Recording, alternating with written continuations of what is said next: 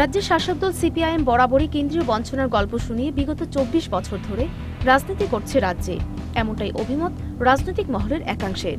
তবে এবার এই কেন্দ্রীয় বঞ্চনার গল্পে জল ঢেলে দিলেন বিজেপি সর্বভারতীয় সভাপতি অমিত শাহ।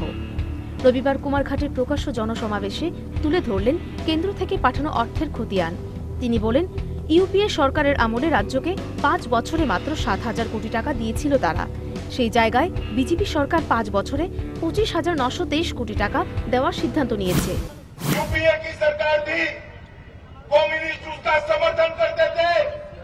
वो सरकार ने 7,000 करोड़ रुपया 5 साल में दिया। कितना दिया बोलो भाई?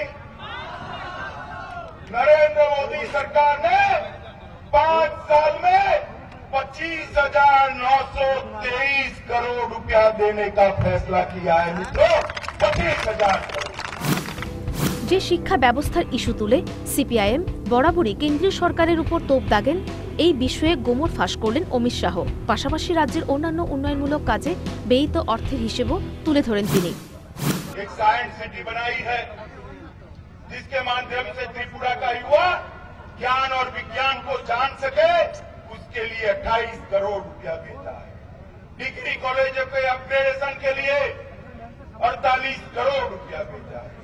जीबी पंत अस्पताल के विकास के लिए 12 करोड़ रुपया भेजा है।